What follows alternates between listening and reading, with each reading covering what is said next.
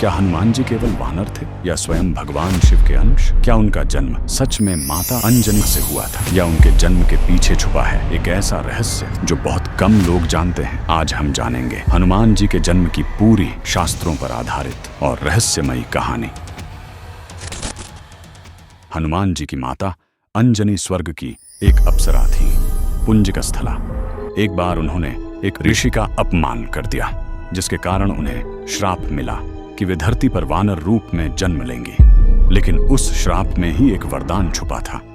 ऋषि ने कहा, जब तुम्हें एक दिव्य पुत्र की प्राप्ति होगी तभी तुम्हें इस श्राप से मुक्ति मिलेगी। धरती पर अंजनी का विवाह हुआ वानर राज केसरी से, जो स्वयं एक वीर और पराक्रमी योद्धा थे। इसलिए हनुमान जी को केवल पवन पुत्र ही नहीं बल्कि केसरी नंदन भी कहा जाता है। उसी समय पृथ्वी पर रावण का अत्याचार बढ़ रहा था। देवता चिंतित थे। भगवान विष्णु ने राम के रूप में अवतार लेने का निर्णय लिया, लेकिन उन्हें एक ऐसे सहयोगी की आवश्यकता थी जो अतुलनीय शक्ति, बुद्धि और भक्ति से युक्त हो। तब भगवान शिव ने निर्णय लिया कि वे स्वयं अपने रुद्र अंश को पृथ्वी पर भेजेंगे। शास्त्रों में हनुमान जी को शिव का 11वां रुद्र अवतार भी माना जाता है। सबसे प्रचलित कथा के अनुसार अंजनी शिव की तपस्या कर रही थीं, तभी वायुदेव ने शिव के दिव्य तेज को उन तक पहुंचाया। इस प्रकार हनुमान जी बने शिव के अंश और वायु के पुत्र, इसीलिए उन्हें कहा जाता है पवन पुत्र।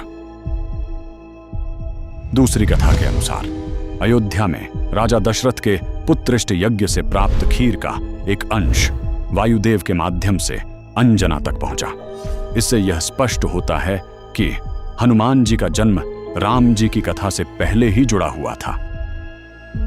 अब बात करते हैं एक कम प्रचलित लेकिन रोचक मान्यता की।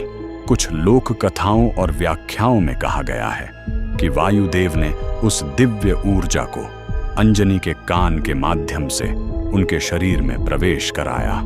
इसी कारण कुछ लोग हनुमान जी को कर्णज भी कहते हैं। हालांकि यह कथा सभी प्रमुख ग्रंथों में नहीं मिलती, बल्कि यह एक प्रतीकात्मक व्याख्या भी मानी जाती है कि हनुमान जी श्रवण, ज्ञान और दिव्य ध्वनि से उत्पन्न हुए हैं। जब हनुमान जी का जन्म हुआ तो वातावरण में एक अद्भुत परिवर्तन हुआ।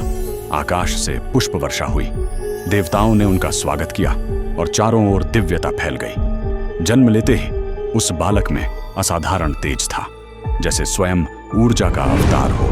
उनका पहला नाम था मारुति, यानी वायु से उत्पन्न।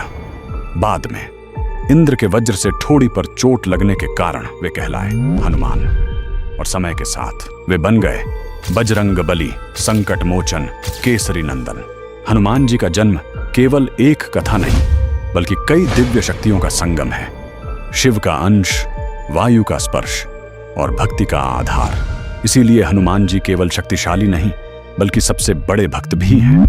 जिस जन्म की शुरुआत हुई थी एक श्राप से, वही जन्म बन गया पूरी सृष्टि के लिए वरदान। अंजनी की तपस्या, देवताओं की योजना और शिव का अंश सब मिलकर बनाए गए एक ऐसा नाम जो आज भी हर दिल में बसता है। अगर आप ऐसी ही गहराई वाली पौराणिक कथाएं जानना चाहते हैं तो चैनल को सब्सक्राइब करें, क्योंकि यहाँ आपको मिलती हैं कहानियाँ सिर्फ सुनने के लिए नहीं बल्कि समझने के लिए।